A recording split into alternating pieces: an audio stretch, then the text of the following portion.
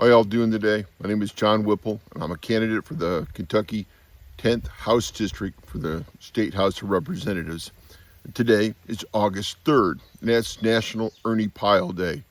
Now, I know not many of us remember the World War II war correspondent who died on the battlefield on the Pacific island of Shima, among the men whose stories he told. But Pyle did more than tell the stories of the infantrymen he covered. He fought for them in Congress. Because of his demands, they passed the Ernie Pyle bill, which authorized 50% extra pay for troops in combat service. And this is the kind of man he was. He was on the ground with the soldiers, and he reported to them, and he went and made sure that Congress knew what was going on with the soldiers so that they could make strong decisions to support our military. I was thinking of this kind of support for our military yesterday when I met with other members of the Kentucky Democratic Veterans Council. It was good to meet with my comrades in arms and talk about our pride in serving our nation and how proud we all are to be American veterans. The patriotism was strong. You could feel it there. Those guys cared about what they'd done, and they care about how things are going now. Our young people join the military with the expectation that they will be the good guys, and we must protect the morale of our military and live up to that expectation. The American people must demand that our elected leaders never betray the trust our military places in us, for once that trust is broken, it cannot easily be restored. I do not want to turn this into a campaign promotion. My message is about how important it is to respect our military and our veterans and to treat their trust and honored service with dignity and care.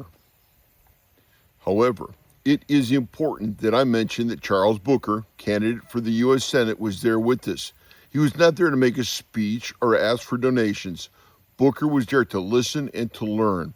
He sat and listened as each of us stood and spoke and told our concerns, not just for us, but for those serving now. We wanted to make sure that Booker understood the vital role Kentucky plays in our national defense. Kentucky has 2 major Army bases and hundreds of thousands of active duty military, National Guard, veterans, and their families who all contribute to our nation's defense and rely upon the decisions made by our civilian leadership.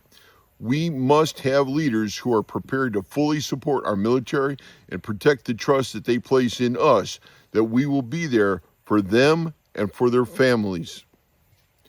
When Booker made the comment that our military is the core of our democracy, an attack on service members is an attack on our democracy, I felt certain that he understood the importance of our message.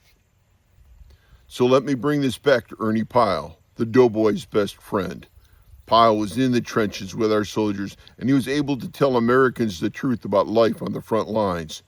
His message is still relevant. He wrote hundreds of wartime reports and books, and they're all online.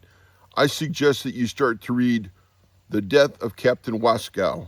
It is one of Pyle's best-known wartime columns and how deeply soldiers care for each other. Thank you for your time. Thank you for your vote. Salute. I'm John Whipple, candidate for the 10th House District, and y'all take care. Bye-bye.